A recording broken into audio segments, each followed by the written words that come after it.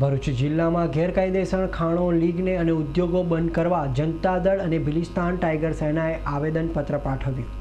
ભરૂચ જિલ્લામાં ચાલતી lignite, silica send, સાદી રેતી અને બ્લેકટોપ જેવી ખનિજોની ગેરકાયદેસર ચાલતી ખાણો, લીઝો અને ઉદ્યોગોના કારણે જળ, જમીન અને જનજીવનને નુકસાન થવા હોવાના આક્ષેપ સાથે જનતા દળ યુ અને ભિલિસ્તાન ટાઈગર સેનાએ આજરોજ જિલ્લા કલેક્ટરને આવેદન આપી આવી ખાણો, લીઝો અને ઉદ્યોગો બંધ કરવાની માંગ ઉઠાવી હતી। આજરોજ જનતા દળ યુના આગેવાન અને જિલ્લા પંચાયતના કારોબારી ચેરમેન અનિલ ભગત સહિતના આગેવાનો અને ભિલિસ્તાન ટાઈગર સેનાના કાર્યકરોએ મોટી સંખ્યામાં કલેક્ટર કચેરી ખાતે ધસી આવી જિલ્લામાં ગેરકાયદેસર રીતે ચાલતી ખાણો, લીઝો અને ઉદ્યોગોના વિરોધમાં દેખાવ કર્યો હતો। જનતા દળ યુ અને ભિલિસ્તાન ટાઈગર સેનાએ જિલ્લા કલેક્ટરને આવેદન આપી ખાણો, લીઝો અને ઉદ્યોગોને કારણે પારાવાર નુકસાન થતું હોવાની ફરિયાદ ઉઠાવી તેને બંધ કરાવવા માટેની માંગ ઉઠાવી હતી।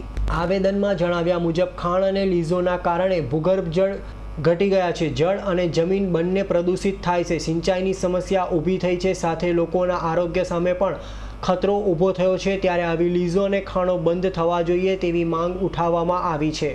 જનતા દળ યુનાઇટેડના સિનિયર ધારાસભ્ય અને પ્રદેશ પ્રમુખ માનનીય છોટુભાઈ વસાવા સાહેબ દ્વારા વિકાસ સાથે સામાજિક ન્યાય માટે અને બંધારણની ભાવના મુજબનું શાસન થાય એ માટે વૈચારિક આંદોલન ચલાવે છે। ભરૂચ અને નર્મદા જિલ્લાની અંદર જનતા દળ યુનાઇટેડ અને કોંગ્રેસની ગઠબંધનનું શાસન છે। ઘણા સમયથી જ્યારે જનતા દળ યુનાઇટેડ વૈચારિક આંદોલન ચલાવે છે ત્યારે ઘણા સમયથી પોલીસ અત્યાચાર, વહીવટીતંત્રના મેળાપીપણાની અંદર વિકાસના કામો ઝડપથી પૂર્ણ ન થાય અને ખોટા કેસોની અંદર જનતા દળ યુનાઇટેડના કાર્યકરોને સંડોવીને વિકાસ સાથે સામાજિક ન્યાયની જે ગતિ છે એ ગતિ અવરોધવાનું કામ રાજ્યની ભાજપની સરકાર દ્વારા કરવામાં આવે છે। આજ રોજ જનતા દળ યુનાઇટેડ અને ભિલિસ્તાન ટાઈગર સેના દ્વારા વિવિધ મુદ્દાઓને લઈને લિગ્નાઇટ, બ્લેકટોપ, સાદી રેતી, સિલિકા અને પોલીસ દમનના વિરોધની અંદર અમે આજરોજ કલેક્ટરને આવેદનપત્ર આપનાર છીએ અને ભરૂચ જિલ્લાની અંદર જ નહીં, સમગ્ર આહવાથી અંબાજી સુધીનો જે આદિવાસી વિસ્તાર છે એ આદિવાસી વિસ્તારની અંદર અમે જબરજસ્ત આંદોલન કરવાના છીએ। ભરૂચ જિલ્લાની અંદર અમે જનજાગૃતિનું અભિયાન વર્ષોથી ચલાવીએ છીએ અને એના ભાગરૂપે જ ભરૂચ અને નર્મદા જિલ્લાની અંદર જનતા દળ યુનાઇટેડનું શાસન છે।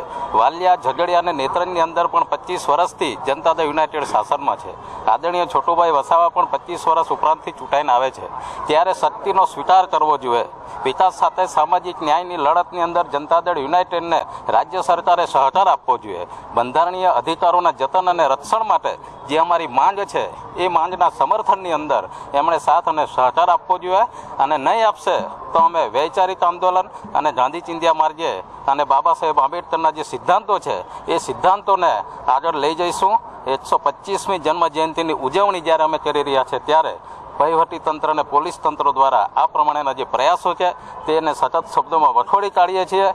એસટી, એસસી, ઓબીસી અને માઇનોરિટી અમે ભેગા થઈને આ સરકારને જડબાતોડ જવાબ આપશું।